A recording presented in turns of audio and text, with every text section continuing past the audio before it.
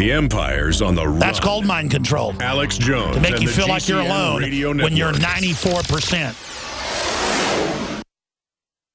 The globalists have controlled the mainstream media for a long time, but now they're expanding and making the weaponization even more vicious and deceptive. All the major networks are state-run. We are partnering this year with the NFL. The NFL has become a political weapon against the Second Amendment and pushes Obamacare. MSNBC tells us that our children belong to the state. We have to break through our kind of private idea that kids belong to their parents or kids belong to their families and recognize that kids belong to whole communities. It is more important than ever to realize that we are not the alternative media. We are the true media. The establishment dinosaur press is dying. We are in an information war, and we are losing that war. Join us at InfoWarsNews.com and PrisonPlanet.tv. Members can share their memberships with up to 11 people. By subscribing, you will literally be buying war bonds in the info war to expand our operation in the face of the tyrants. Join us at PrisonPlanet.tv. In the last 50 years, iodine has been phased out of our staple foods and replaced with the halogen bromine, a practice now banned in nations around the world. Guess what else is in the halogen family? Fluoride. Ladies and gentlemen, Alex Jones here. In 1924, the federal government did the right thing and encouraged salt producers to add iodine. It's the good halogen on the periodic table, and the results are on record. Reports documented a 15-point IQ increase in areas that had previously been deficient in iodine. Bottom line, iodine is important. Unbound, clean, in a glycerin base. Nascent iodine was the answer for myself and my family. You will find Survival Shield Nascent Iodine exclusively at InfoWarsLife.com. InfoWars Life Survival Shield Nascent Iodine isn't just for emergencies. I take it every day. That's InfoWarsLife.com or call toll-free 888-253-3139. Alex Jones here with a very important announcement. A lot of you asked me to come speak in your town or city. I would love to, but I'm so busy here in the trenches at the InfoWars Command Center, I'm just unable to travel. When my friends at Stansberry Research, one of the top analyst firms in the world, invited me to be part of a special one-day event in Dallas, Texas, I could not say no.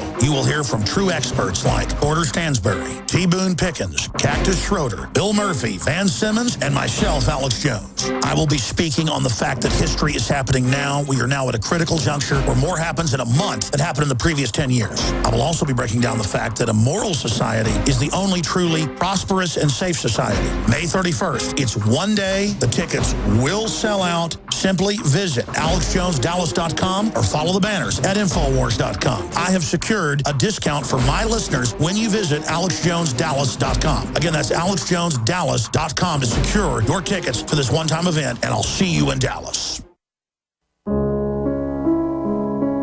I'll show you politics in America. Here it is, right here.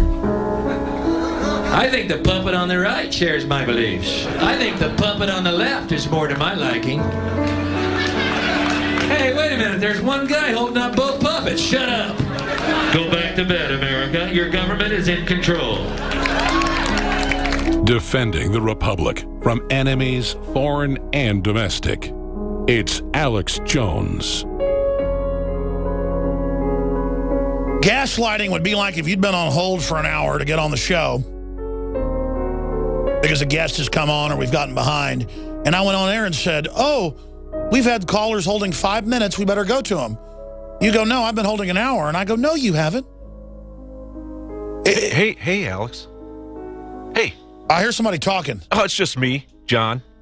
Just running the board here. All right, well, stop talking. I'm not talking, Alex.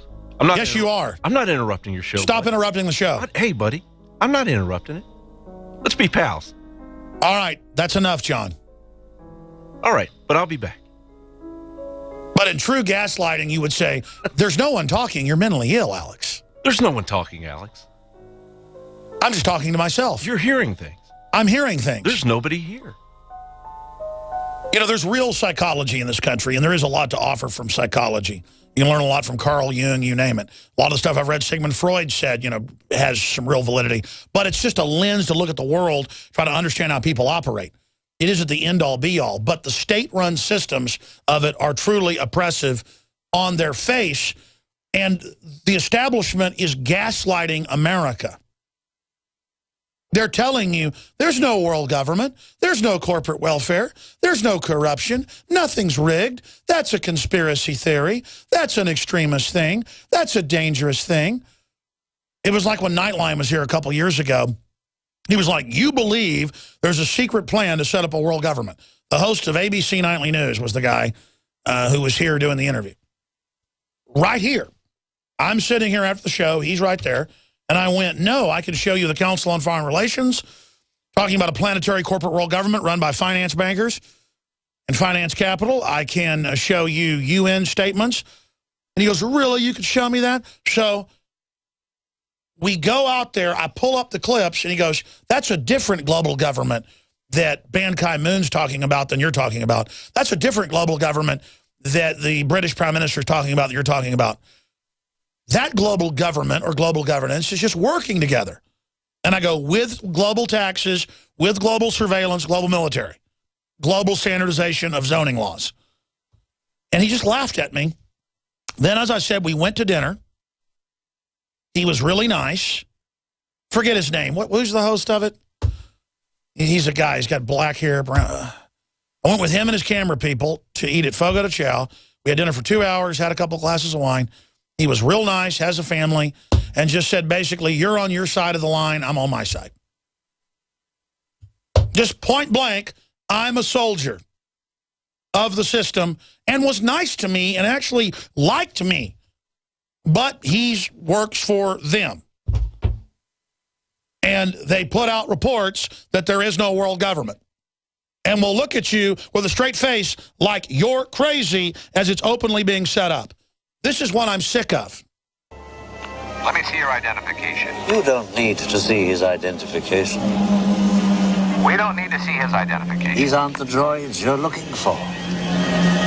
These aren't the droids we're looking for. He can go about his business. You can go about your business. Move along. Move along. That's what's happened to the American people, but it's not Obi-Wan Kenobi, a good guy, doing it. They've been in a trance, but now they're starting to wake up, and 94% in the latest poll, I know I harp on this, but it really just hit me today, 94% don't like Congress.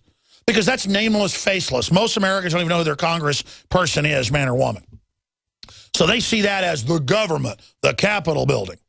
Now, they personalize Obama and make them have a relationship with him, you know, like he's their favorite soap opera actor or something, and mainly women like him, but they're even, you know, getting mad at him, so he's got low 30s approval rating now, even with his idiot supporters. But they'll move on to a new puppet. The point is that the public actually isn't that stupid. They just don't know how much trouble they're in. They just think it's a bunch of corrupt liars up there. No, no, no, no.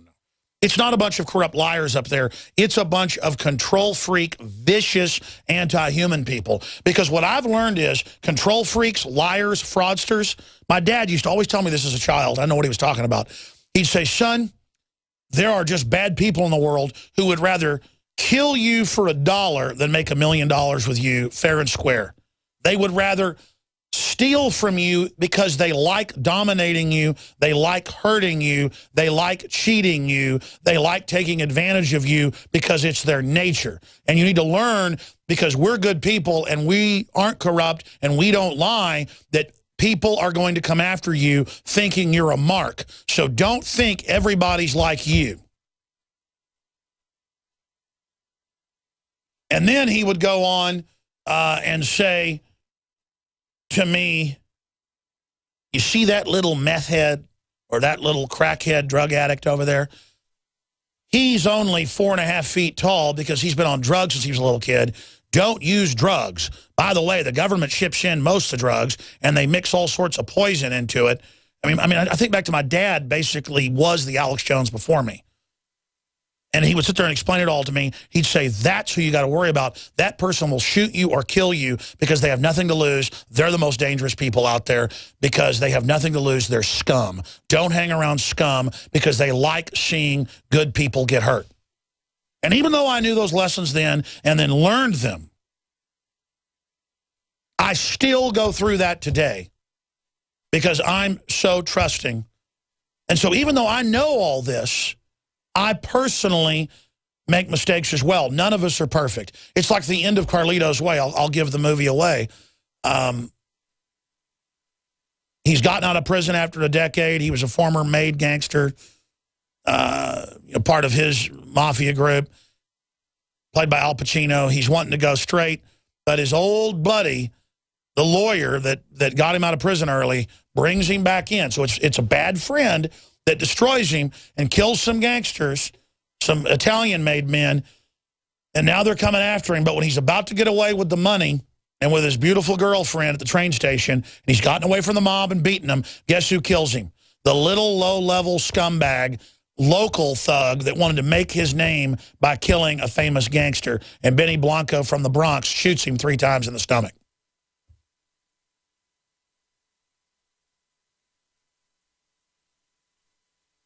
And you know why? It was because he was kind to the little gutter rat. He didn't kill him when he caught the other guy trying to kill him. And so because he didn't crush the evil up front, he was destroyed by it. And that's the story of this country. Because it turns out he was really a good guy and a moral guy. Kind of the Tony Montana character that he plays as Scarface. The same person thrust into bad environment, thrust into bad circumstances that ends up dominating because he is a good person. And that's so true. Those archetypes ring true. Those are popular archetypes because they are true.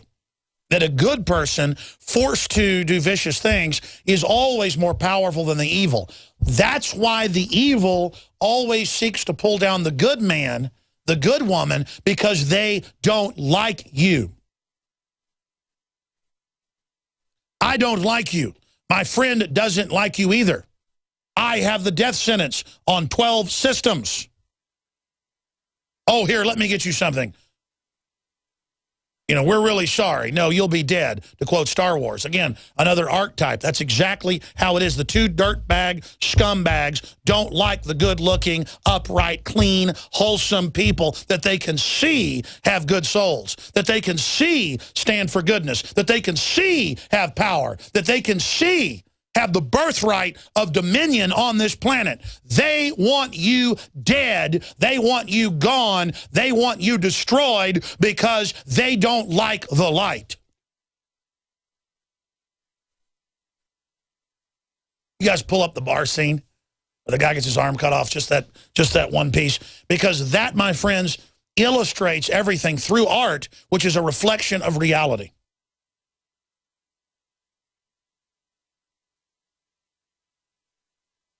I mean, is it easier to the thugs to say, here, let me get you a beer. Let's be friends. Let me pay the pirate. What was the Rudyard Kipling quote about you keep paying the pirate? Pretty soon the price becomes too high. I'm not going to pay any of the pirates. And in my own personal life, I'm not going to pay anything to any pirates. If pirates get in my way, I'm going to run them over because they're attacking good people and they need to be dealt with. It is our responsibility, ladies and gentlemen, to stand up against evil. Because it will run rampant and take over the entire society, and it's done it. And there's a battle for the heart and soul in every police department, every state house, every schoolhouse, every factory, every office complex, every law firm, every farm, every ranch, every family, every church, every heart, every soul, every man, woman, and child. There is a battle going on right now for the heart and soul of humanity and our future. And a decision is being made right now. Evil is trying to take over.